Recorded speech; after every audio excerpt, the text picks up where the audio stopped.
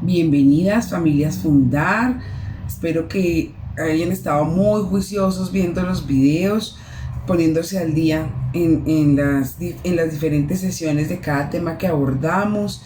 Esperamos que estén juiciosos haciendo las tareas terapéuticas, acompañando a sus pacientes, a sus familiares que están internos o que están en modalidad ambulatoria, y pues para quienes nos ven de manera independiente, pues que también se hayan puesto al día con los videos, que estén aplicando todos los aprendizajes que están obteniendo a partir de estas charlas, de estas videoconferencias.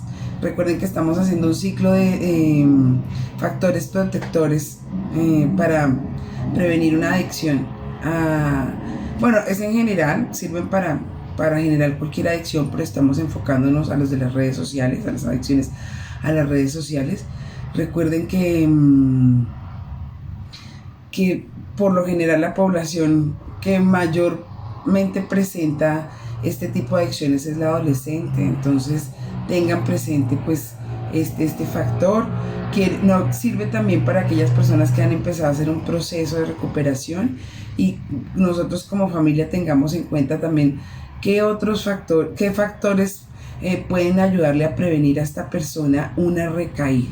Seguramente si hablamos de prevención de recaída habrán muchos más factores que analizar. Sin embargo, estos que vamos a continuar trabajando esta semana les van a servir. No duden que todo lo que conversemos aquí en estos espacios les van a servir.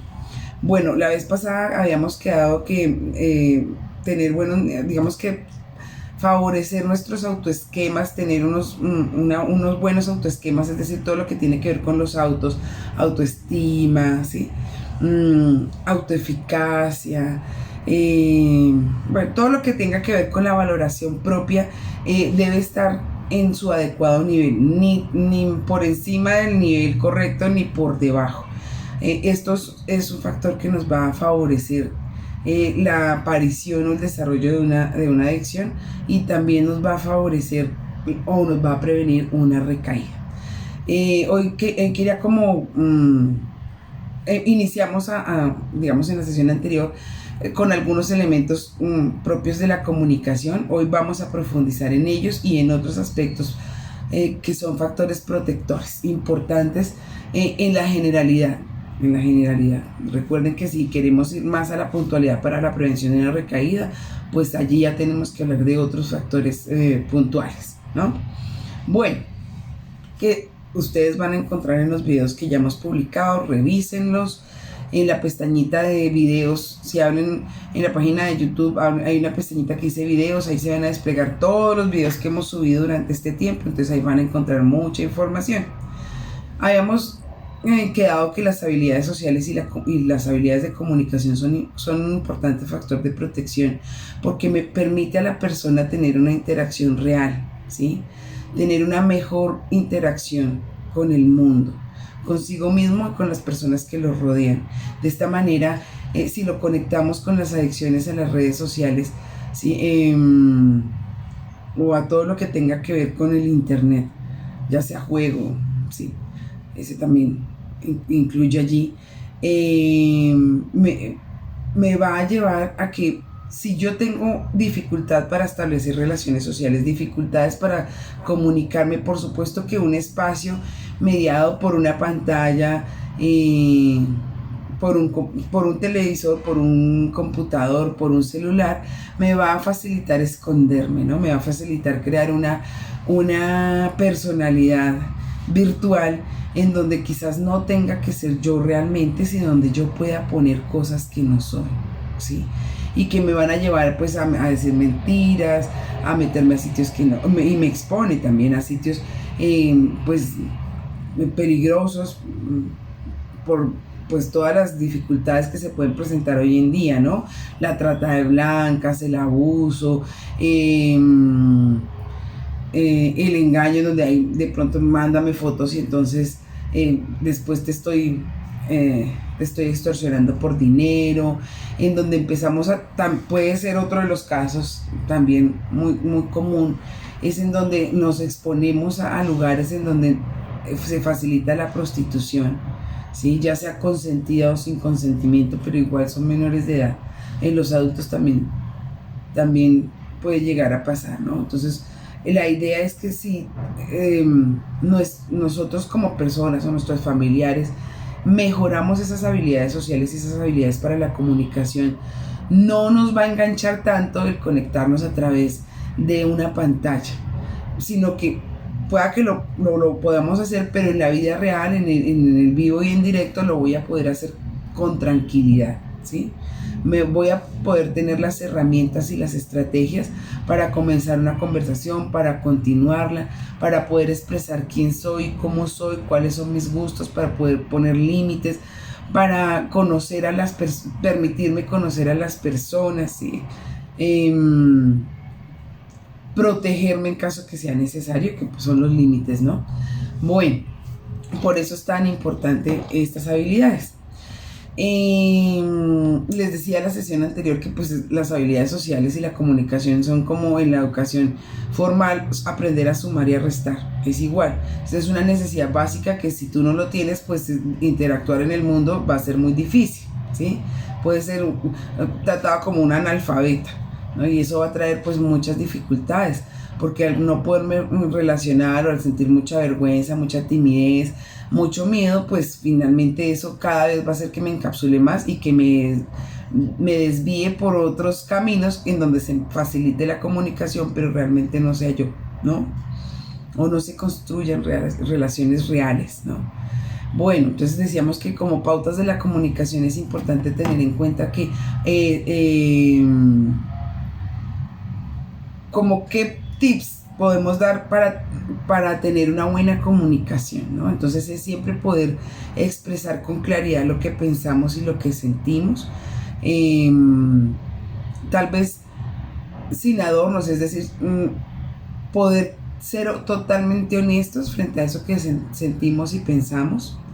Pero yo creo que hay una clave antes que siempre se las digo en las charlas, y es importante que al hablar con otros podamos comunicarnos a través de lo que estamos sintiendo, lo que estamos experimentando, a fin de no caer en la trampa de juzgar o criticar. Es decir, si hay una interacción con otro, yo quiero decir lo que pienso y lo que siento, hablaré siempre en primera persona y conectándome con mi propio sentir, es decir, cómo esta situación me hace sentir, antes de generar juicios de valor frente a lo que el otro está, frente a la situación que se está exponiendo con el otro, ¿no? Entonces es muy importante, entonces una comunicación clara, concisa, porque los demás no son adivinos, ¿sí? Los demás no tienen por qué adivinarnos. El hecho de que nosotros no tengamos la capacidad para comunicar lo que pensamos y lo que sentimos y nos quedemos callados, no nos quita la responsabilidad, ¿sí? No nos quita la responsabilidad, ni tampoco hace que el otro tenga que asumir la responsabilidad de entendernos, ¿sí? De adivinar qué es lo que estamos pensando y sintiendo. Es tan simple como que si nosotros no podemos decir exactamente qué es lo que pensamos y sentimos, pues la otra persona nunca va a entender qué es lo que nos sucede, ¿sí? ¿Qué es lo cuál es nuestra sensación frente a determinado evento? ¿Cuál es nuestro querer y nuestro sentir? Y es muy fácil culpabilizar al otro porque no nos entendió, ¿sí? O porque no nos adivinó, o porque finalmente puedo asumir también una postura de víctima en donde yo todo el tiempo estoy diciéndole que tuve que callar y tuve que guardar silencio. Si tú tienes que callar y guardar silencio, hay que tener hay que hacer dos diferencias. Una es que yo no tenga la habilidad para expresar lo que pienso y siento, y otra es qué pasa cuando yo expreso lo que siento y pienso, de qué manera lo estoy haciendo, ¿sí? Lo estoy haciendo de manera asertiva o lo estoy haciendo de qué manera, agresiva, pasiva, que el otro no finalmente tenga que reaccionar frente a esa forma en cómo yo me expreso, ¿sí? Entonces también la revisión de cómo yo lo hago, y si la persona frente a la que yo estoy expresando lo que siento y pienso de forma asertiva reacciona de mala manera, ahí es donde tengo que poner en juego mis habilidades sociales, ¿sí? Es cómo establezco un límite para decirle al otro que quizás la manera en la que me está respondiendo, quizás la manera en que está reaccionando, es una manera que hace daño y que rompe la comunicación. Muchas veces las personas no precisamente por nuestro silencio, las personas pues no pueden caer en cuenta de que están fallando, ¿no? No pueden dar a conocer o no pueden mejor generar alternativas de cambio, ¿no? Si finalmente tú guardas silencio, eso puede ser interpretado de muchas maneras, como que estás de acuerdo, como que no sabes, como que no te importa, porque puedes guardar silencio pero hacer lo que tú quieras, ¿sí? Para que tú nunca digas nada, pero tus actos hablan por sí solos. Y entonces ahí es donde se incrementan las dificultades en las relaciones, ¿sí? ¿Por qué? Porque si tú no dices nada cuando están conversando, tu conversación es un silencio sepulcral. Esa también es una manera de comunicarse, ¿no? Y entonces puede estar sujeta a muchos factores. Porque no sé cómo hacerlo, porque no me nace, porque no quiero enfadar al otro, ¿sí? Y significa que finalmente si yo no puedo comunicar con palabras lo que siento, pero de una u otra manera me determino a hacer lo que estoy pensando o lo que estoy manifestar con palabras sino con actos como me estoy sintiendo, pues la otra persona también se va a sentir, va a generar un conflicto terrible en la comunicación. ¿Por qué? Porque si tú guardaste silencio o si todo el tiempo dijiste que sí, que estabas de acuerdo, que te parecía y no lo estabas, pues cuando se pongan en evidencia tus comportamientos, pues va a ser una contradicción y el problema se va a incrementar. Mientras que si la invitación es a que tú puedas expresar lo que piensas y sientes realmente con respeto y de forma asertiva, no va a ser una sorpresa para el otro tu comportamiento. Además no va a ser una sorpresa para el otro, o sea, no vas a ser un total desconocido para ese otro, porque finalmente le has podido dar a conocer quién eres tú, qué estás pensando y qué estás sintiendo. No das el campo ni el chance a que los demás supongan, ¿sí? A que los demás quizás asuman una postura controladora, ¿sí? Al sentir que finalmente les corresponde tomar acciones frente a tu pasividad, frente a tu quietud, frente a tu silencio o frente a tu autorización de continuar por esa misma línea, teniendo en cuenta que tú ni dijiste ni no ni sí, o dijiste sí pensando en que es no, ¿sí? Quiero que tengan en cuenta que ese es uno de los problemas más graves de la comunicación y que se resuelve muy fácil. Si nos ocurre eso, si nos pasa esto, por favor busquemos ayuda. Pueda que no hayamos tenido las herramientas durante un buen tiempo de nuestras vidas por nuestra propia historia, pero eso no quiere decir que no las podamos adquirir con el tiempo. Bien. Bueno, entonces no hablar de las experiencias negativas del pasado, porque si nos quedamos recordando todo el tiempo, ¿sí? Es como cuando tenemos un familiar que ha hecho un proceso de recuperación y todo el tiempo le estamos recordando las veces que nos mintió, las veces que falló, las veces que incumplió, todo el tiempo, pues realmente la comunicación y la relación se desgasta totalmente, ¿sí? No es posible mantener una buena relación y mucho menos una buena actitud hacia la otra persona cuando todo el tiempo estoy recibiendo chancleta. El no jugar a adivinos es otro factor importante. Entonces, como el otro no me dice, como el otro asiente, entonces yo finalmente asumo que debo adivinar y resulta que pues lo que yo pueda pensar que es lo que está pensando el otro puede ser equivocado, ¿no? Y entonces ahí es donde vienen esos juegos manipulativos. Entonces, donde yo asumo que el otro está pensando tal cosa o sintiendo tal cosa y genero unos cambios o unas acciones. El otro se siente invadido, se siente invalidado, se siente no entendido, pero finalmente no es responsabilidad de uno solo, es un tango que se baila de a dos, ¿no?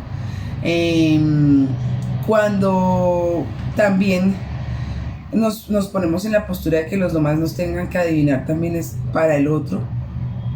es una postura pesada, es una carga pesada, porque siempre va a tener que estar pensando por dos y pensando si se va a equivocar o si está en lo correcto, ¿sí? Entonces esa es la invitación. El jugar a no adivinar, o sea, no hacer adivinos de los demás nos ayuda a evitar a equivocarnos, a tener malos entendidos, sorpresas desagradables y va a permitir facilitar la relación con los demás, ¿sí? Porque no es lo que tú pienses, sino lo que el otro te diga y a partir de eso tú puedes crear una relación, ¿sí? No es una relación de uno, es una relación de dos. Potenciar la relación con aspectos positivos, es decir, reconocer las cosas positivas que el otro tiene, resaltar los avances, resaltar los logros, las habilidades, las virtudes, ¿no? Por lo general tendemos a mirar solo lo negativo, cuando las cosas están mal, lo que hizo incorrecto, entonces potenciar lo positivo también es un excelente recurso, ¿no? Porque eso también mejora la relación, genera acercamiento, mejora el vínculo. El estilo de la comunicación, que es lo que estos que les he mencionado antes, pues los trabajamos la sesión anterior y ya vamos a comenzar con el grueso de la sesión. Y entonces esos estilos de comunicación que tenemos, la manera que tenemos de comunicarnos los seres humanos, tenemos diferentes estilos. Hay comunicación verbal, que es con la que sea a través de las palabras, la comunicación escrita y pues la comunicación no verbal, que es a través de nuestros gestos, ¿sí? De nuestros gestos, de manera gestal, de nuestra expresión gestual, de nuestra expresión de rostro y de nuestro cuerpo. Y es importante aprender a escuchar y a leer las diferentes clases de comunicación, ¿no? Esos estilos de comunicación. Bueno, entonces digamos, vamos a hablar de tres tipos de comunicación, ¿sí? Que son importantes, pero que además de eso, primero las vamos a ver cómo es el lenguaje no verbal, ¿sí? Cómo es el lenguaje a través de la expresión y los gestos, a través de lo que nuestro cuerpo expresa. Por ejemplo, la comunicación agresiva, ¿cómo será la expresión de la cara? ¿Sí? Entonces, enfadada, tensa, la mirada es desafiante, retante, tal vez el tono de voz es alto, ¿no? Tal vez llegamos a los gritos, tal vez es un tono de voz demandante, el cuerpo está tenso, los movimientos o los gestos del cuerpo son exagerados, son amenazantes, quizás sean invasivos de tu espacio personal, ¿no? La comunicación pasiva a través del lenguaje facial o corporal. Entonces, ¿cómo será la expresión de la cara en una comunicación pasiva? Entonces, nuestras expresiones faciales comunican miedo, timidez, susto, ¿no? Tristeza, quizás una mirada evitativa en donde no hay una mirada directa a los ojos, tal vez mirando a los ojos, al suelo, la voz temblorosa, la voz suave, los hombros caídos, la espalda encorvada, agachada, gestos inadecuados, como de debilidad, ¿no? Son gestos, o la comunicación es lo que estoy comunicando es debilidad, es vulnerabilidad, ¿no? Y la comunicación asertiva, entonces, ¿cómo se darán estos gestos? La expresión de la cara es tranquila, es amable, hay una mirada directa a los ojos, nos podemos ver frente a frente, sin que sea invasivo, sin que tampoco sea mirando hacia el piso, es un tono de voz medio, una voz clara, firme, ¿sí? El cuerpo está erguido, los gestos son adecuados, puede que haya movimientos de las manos, de los pies, pero no son agresivos, o sea, no son fuertes, no son invasivos, ¿no? Entonces, es muy diferente. Quiero que piensen, si hoy les queda el tiempo, revisen, hagan el ejercicio de analizar la comunicación no verbal de las personas que los rodean.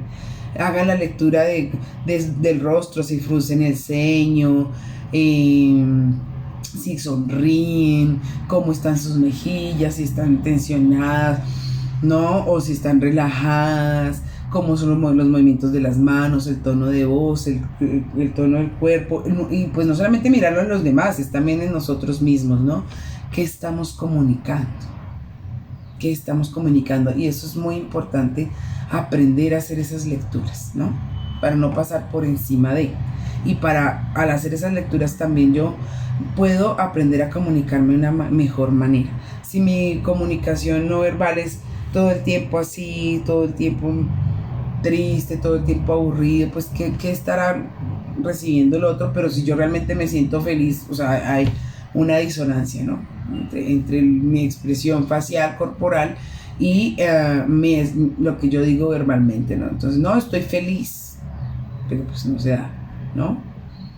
Ok, bueno, ahora vamos a revisar las conductas, es decir, lo que sí se ve, lo que sí podemos ver. Entonces, si lo conectamos de nuevo con la comunicación agresiva, ¿sí? O las conductas agresivas, ¿cuáles serán? Aquí no, el texto básico que estamos llevando pues nos habla acerca de digamos que asocia las conductas agresivas con las conductas del dragón.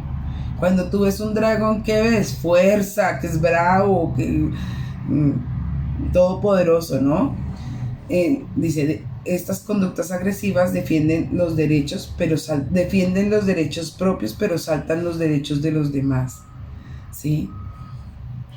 No necesariamente tiene que ser gritando, no necesariamente tiene que ser con una grosería, no tiene necesariamente que ser con un golpe, ¿sí? Es también esa postura en donde solamente pienso en mí y en lo que para mí, en lo que es mi bienestar, lo que es para mí mi alegría, mi felicidad, mi futuro, pero no me doy cuenta de cómo llego a afectar al otro, ¿no? No tengo en cuenta los derechos y los sentires de los otros, ¿no? No tiene en cuenta lo que piensa y siente los demás. Expresan opiniones y deseos, o sea, la expresión de opiniones, deseos, necesidades se da de forma inapropiada, ¿sí? Tal vez a partir de la exigencia, ¿no? Suponen que lo mío es mucho más importante que lo de los demás. Y aquí es importante incluir un tema, y es que en ocasiones, no, lo que les decía al inicio, no siempre se da a través de la violencia, o sea, la agresión también es pasiva, ¿sí? No necesariamente necesito empujar, necesito decir una grosería. Y es violencia también, ¿no? Esa violencia pasiva en donde finalmente, si yo estoy bien, si yo estoy satisfecho, si yo estoy contento, si cumple con mis expectativas, no me importa si los demás sufren, ¿sí? No me importa si a los demás esto les hace daño. Desde que yo esté bien, o sea, y además yo les puedo dar lo que a mí me parece que está bien y con eso se tienen que contentar. Pues, ¿qué pasa, no? Entonces, es descalificante, es una clase de violencia que está muy puesta en nuestro medio, pero que es poco reconocida, ¿no? Y es esa violencia a luz de gas, en donde finalmente es lo que yo diga, como yo diga, y con mi forma de actuar hago que esa otra persona empiece a dudar tanto de sí misma, empiece a depender tanto de mí, sienta que sus derechos, pues cuando está pidiendo sus derechos o cuando quiere que se valide su sentir, ¿sí? O su pensamiento, pues está pidiendo de más, y que a ti te están dando, prácticamente estás pidiendo más de lo que corresponde, ¿sí? Porque eso que estás pidiendo pues es compensado de otras maneras, ¿no? Con dinero, con compañía, con, entre comillas, un posible afecto, que es un afecto a migajas, ¿no? Quiero que piensen en eso, en que esas conductas agresivas no siempre son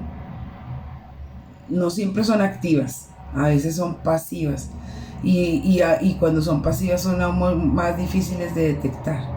Quiero que lo piensen, no solamente para si ustedes han vivido esto, con las personas que los rodean, sino si ustedes también lo hacen.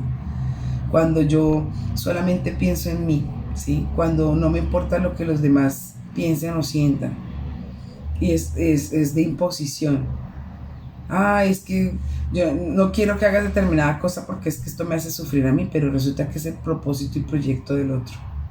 Y entonces hago todo lo posible por sabotear el plan, ¿no? Bueno, conductas pasivas. La conducta del ratón. No sirven para defender los derechos ni las opiniones propias, ni mucho menos para resolver los problemas, ¿sí?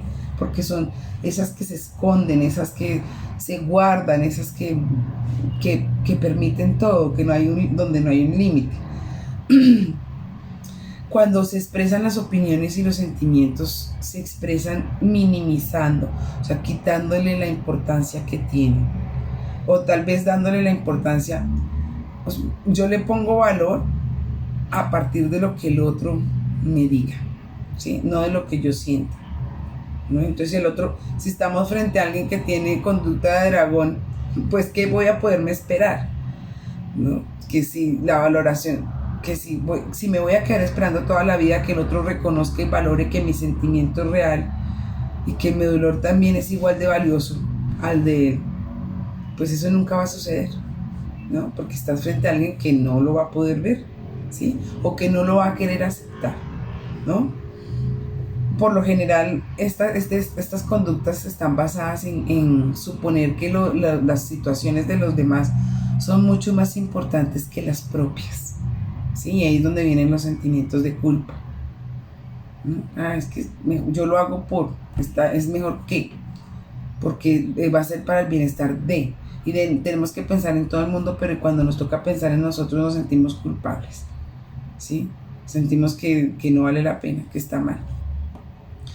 Las conductas asertivas, se esperaría aquí el autor del libro que estamos revisando para este ciclo, no usa ningún animal. Para las conductas asertivas refiere que son las conductas que los seres humanos deberíamos usar, ¿sí?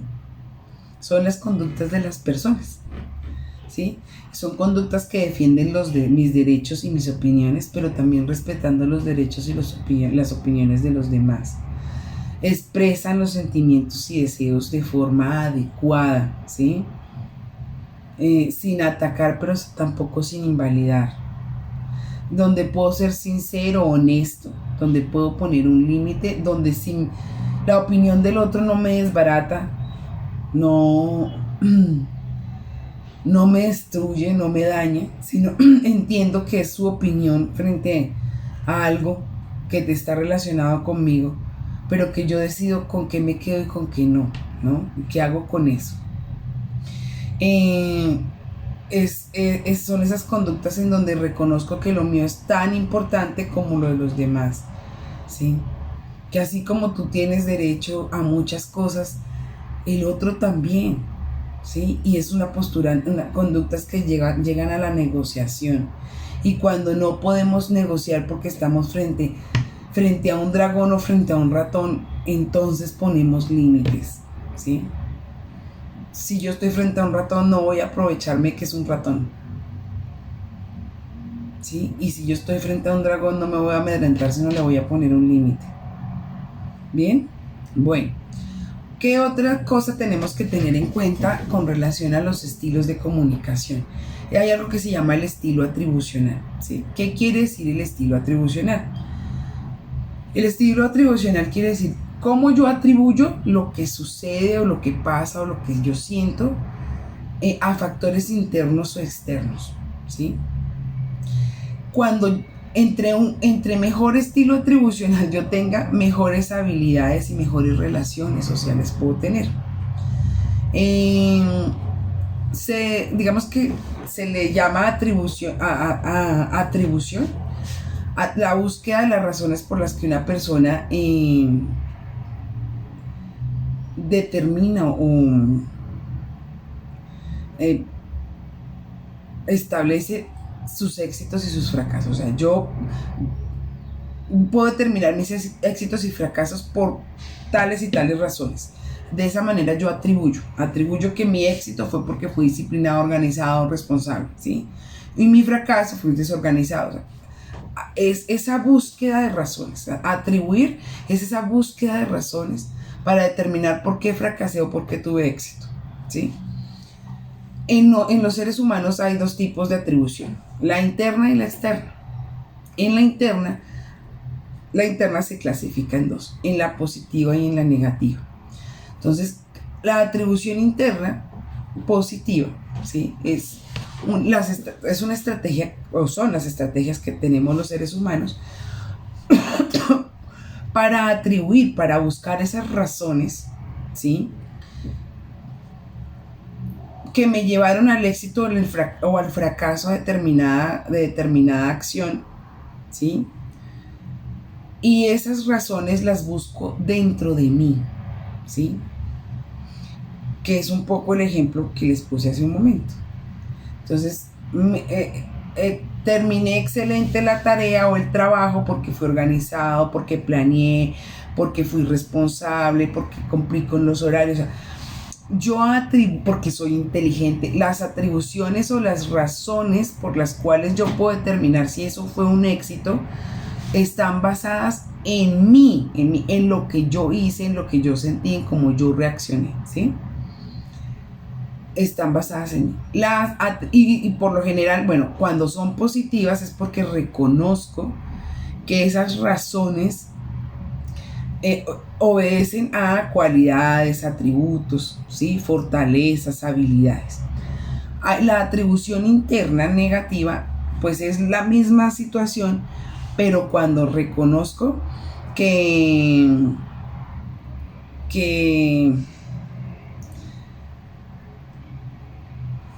ese tal vez ya no fueron producto de mis habilidades, de mi inteligencia,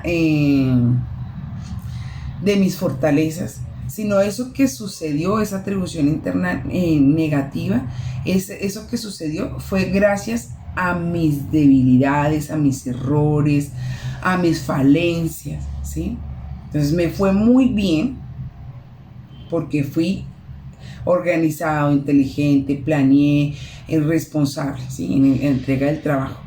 Cuando es una atribución interna negativa y la tendencia siempre está marcada a culpar del fracaso de la actividad a defectos que tengo, a debilidades que tengo. Entonces, seguramente esta entrega de este trabajo salió muy mal porque yo soy un desastre total, porque yo soy poco inteligente, porque no doy la talla, porque no soy capaz, porque no soy suficiente. Y se nos olvida analizar otras razones o causas.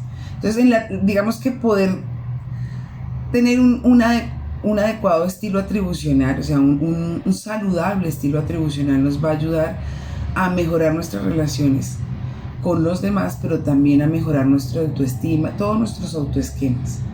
Porque al hacer un buen análisis de la búsqueda de las razones por las cuales fracasamos o tenemos éxito, ¿sí?, pues me doy el permiso de reconocerme mis avances, mis logros, mis cualidades, pero también me doy el permiso de reconocer qué falencias tengo sin lastimarme, sino siempre con el pensamiento de lo puedo hacer mejor, como una acción de mejora, sin la culpa que es la que genera tanto daño en las personas, sino simplemente haciendo un análisis de que no somos perfectos, de que siempre estamos en un proceso de aprendizaje y que esto que tal vez no funcionó, no salió exitoso, pues no obedece a que seamos las peores personas del mundo, sino que seguramente tenemos que reconocer qué cosas tenemos que mejorar, ¿sí? Si usamos el mismo ejemplo de la entrega del trabajo y analizamos qué pasó para que no fuera exitoso, no, es que yo sí soy inteligente, sí conseguí el material, sí realicé el documento, pero lo hice faltando media hora para la entrega. ¿qué tendré que mejorar? Si yo me despacho en atenciones en esas atribuciones o en esa búsqueda de razones y son muy negativas, ¿para qué me va a servir? ¿No? Para dañar mi autoestima, todos mis autoesquemas, pero además de eso no me va a permitir mejorar y cambiar. No quiere decir que nos vamos a hacer ciegos frente a lo que no está bien. Quiere decir que vamos a hacer un análisis maduro, consciente y sobre todo comprometido con el cambio. Si no me fue tan bien, o sea, si fracasamos en una actividad, en una acción, en un objetivo, ¿qué será lo que tendremos que hacer? Hacer un análisis concienzudo, revisar qué aspectos tenemos que mejorar y usar lo que sí tenemos para mejorar, ¿sí? Evitar a toda costa la culpa, ¿sí? La culpa, claro, mi culpa es porque yo no doy la talla, la conmiseración, el recriminarme, el darme chancleta. Digamos que la otra clase de atribución es la externa, que a esa banda le jugamos mucho, ¿sí? Y es cuando realmente yo no tengo la capacidad de buscar en mí esas razones por las cuales las cosas funcionaron o no funcionaron, sino todo el tiempo estoy poniéndosela en responsabilidad a otro, ¿sí?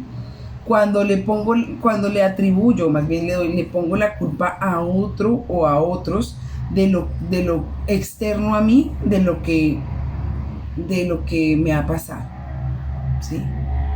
Ay, no, claro, me fue mal en ese trabajo porque la profesora es una cuchilla, es muy mala, ¿no? Es por ella, es que ella no me quiere. Pero vamos a ver, y el trabajo es de mala calidad.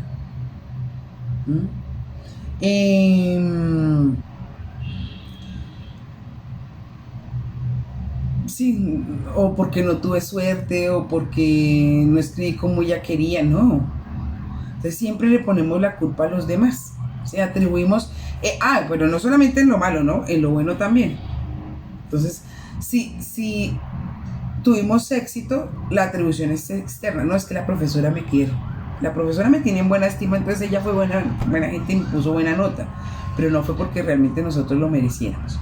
Entonces eso es muy importante, ¿sí? El estilo atribucional de una persona realmente es algo que es muy importante porque me permite mejorar mi autoestima, me permite mejorar mi comunicación, me permite relacionarme mejor con las personas.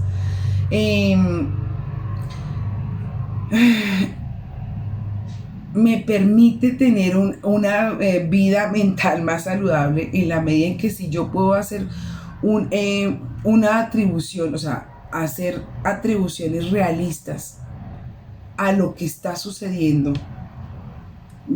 me va a favorecer el cambio positivo, ¿sí? A no responsabilizar a otros de lo que me corresponde a mí, a no ponerle los logros o la dedicación a otros cuando me corresponde a mí, a reconocer mis avances y mis habilidades, a reconocer cuáles son mis fallas y mis acciones de mejora. ¿Sí? Es muy difícil cuando uno se encuentra con una persona que todo el tiempo le está responsabilizando al otro de lo que pasa, de lo que le pasa a sí mismo, ¿sí? Porque eso no nos permite el cambio, porque además eso, primero, no nos permite el cambio, y segundo, es una as bajo la manga de la enfermedad, porque todo el tiempo estamos responsabilizando a los demás de nuestras propias acciones. Es como cuando somos infieles, entonces estamos poniéndole la culpa al otro. Era que no me consentía, era que no me cuidaba, era que no era atento, es que sí, y te estás viendo tú que para poder solucionar un dilema humano, un dilema entre dos, pues cada uno se tiene que ver, pero si solamente vemos a uno, grave, ¿no? Si no reconocemos en lo que estamos fallando, o si simplemente lo reconocemos pero no hacemos nada, nos vamos a quedar con el problema. Hacer las atribuciones correctas en cada situación, pues va a mejorar muchísimo nuestras relaciones con los demás y nuestras relaciones con nosotros mismos. Mejora la autoestima, contribuye a mejorar o a afrontar adecuadamente los problemas, porque ya de base no empezamos con la negación o con la culpa a otros, sino con el reconocimiento y la aceptación. Entonces, por supuesto que eso va a mejorar nuestra calidad de vida, ¿sí? Tener, o más bien desarrollar poder mejorar la capacidad de atribución, de atribuirle correctamente las cosas, ¿sí? A cada situación. O sea, atribuir correctamente la responsabilidad del éxito o del fracaso, las causas de lo que está sucediendo correctamente, poder poner cada cosa en su lugar, va a favorecer que yo pueda mantener mis niveles de autoestima, de autovaloración adecuados, ¿sí? Va a generar autoconfianza en mí y por supuesto que va a mejorar la relación con el otro, ¿no? Entonces por eso es tan importante, por eso es que este es un factor de protección, porque si tú no mejoras esa habilidad, si todo el tiempo la atribución es externa, ¿sí? Y no interna, pues va a ser muy difícil, o más bien, vas a ser muy vulnerable a que si te estás equivocando lo sigas haciendo. A que igual, si no tienes una atribución correcta frente a lo que tú sí haces bien, ¿sí? A lo que estás haciendo correctamente, pues siempre te vas a ver en menor posición, pasivo. Y eso suele suceder mucho cuando nos enfrentamos a personas que les cuesta reconocer, ¿sí? O que de una u otra manera han aprendido que la dinámica, sobre todo cuando estamos relacionándonos con personas pasivas, que la dinámica es más fácil cuando yo te hago sentir a ti que no es suficiente lo que das. O cuando te digo, cuando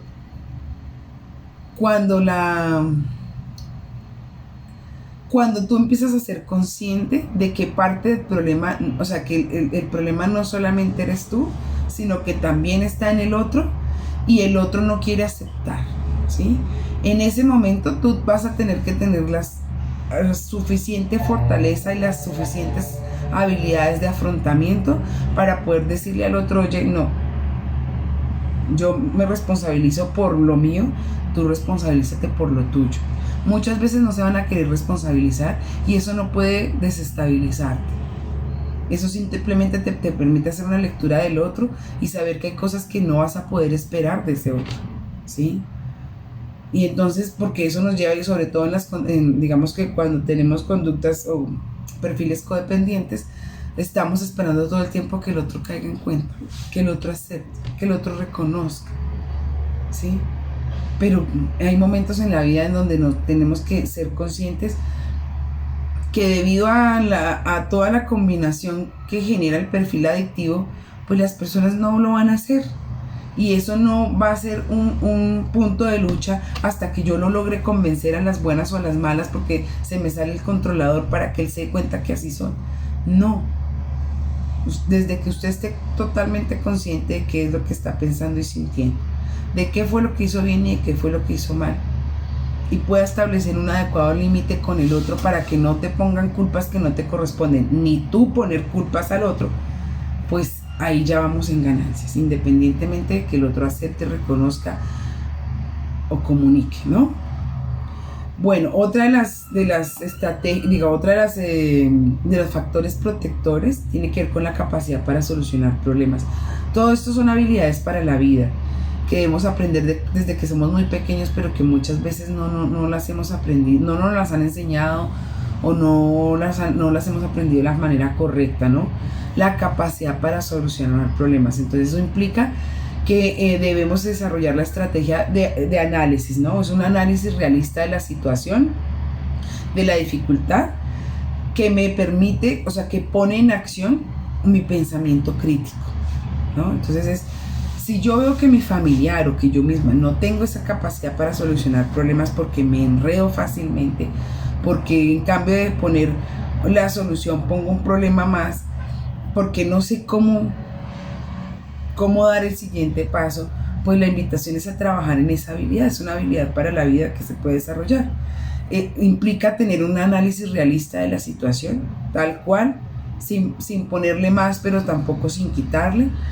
Poner en acción o en potencia el pensamiento crítico, es un análisis crítico de esta situación. Y cuando yo puedo poner ese pensamiento crítico, por supuesto que va a poder hacer una mejor comprensión, y eso me va a llevar a buscar las mejores soluciones. Unas soluciones que no estén basadas en el dragón, es solamente en mí, no están basadas en el ratón, es decir, solamente pensando en el otro, ¿sí? Sino pensando en el bienestar común, que es lo mejor para todos, ¿no? El poder tener la capacidad o esa habilidad de solucionar problemas también me va a ayudar a no actuar impulsivamente, porque eso implica que yo ya he interiorizado que la solución de los problemas no se dan así, o sea, de manera intensa y directa, que debo detenerme, que debo tener un momento para pensar, para reflexionar, para hacer un análisis realista y conciso, para poder poner en acción mi pensamiento crítico y pensar, si muevo la ficha A, va a moverse la B y la C, y este va a ser el resultado. Si muevo la ficha D, va a mover tales y tales, y este va a ser el resultado. ¿Qué tengo que hacer? Si eso es algo que me corresponde a mí o que le corresponde a otro. Porque precisamente por ser impulsivos, por lo general empezamos a actuar como si nosotros fuéramos los responsables, cuando en realidad le corresponde hacer el movimiento o la acción a otro. Y cuando somos impulsivos, pues no permitimos, o sea, las cosas empeoran, ¿no? La capacidad digamos que esa habilidad para solucionar problemas, pues también me ayuda en la toma de decisiones adecuada, que es otra habilidad para la vida. La toma de decisiones. ¿Cómo aprendo a tomar decisiones? ¿Sí? Lo hacemos instintivamente, pero la invitación es a que trabajemos en hacer consciente ese proceso, la de solucionar problemas y la de toma de decisiones. ¿Cómo podemos mejorar como personas en esos dos campos? ¿Sí? Sí, lo hacemos todos los días estamos solucionando problemas desde que nos levantamos, todos los días estamos tomando decisiones, desde si me despierto o no me despierto, si apago la alarma o sigo durmiendo, apago la alarma y me levanto o sigo durmiendo. Desde el primer instante, desde el primer instante del día estamos tomando decisiones y estamos solucionando problemas.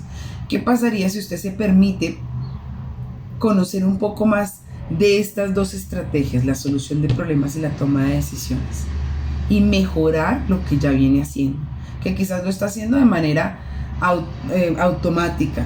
Yo le invito a que lo haga de una manera más consciente, ¿sí?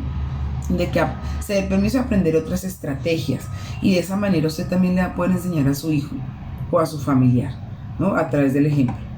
El control de las emociones y el afrontamiento del estrés es quizás la última herramienta o factor protector, y ahí sí creo que todos necesitamos ayuda, ¿sí? En el control de las emociones y el afrontamiento adecuado del estrés, porque es algo a lo que estamos enfrentados también al día a día. A veces no sabemos cómo, si no sabemos comunicar lo que pensamos y sentimos, pues mucho menos vamos a saber cómo controlar eso de forma correcta. Entonces, la invitación es precisamente a que nos demos el permiso de conocer cuáles son las emociones, cuáles son las emociones, los sentimientos. ¿Qué es eso de la inteligencia emocional?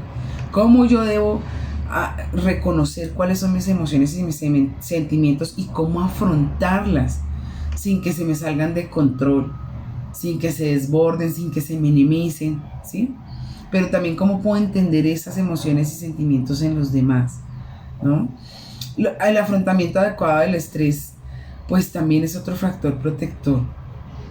¿Por qué?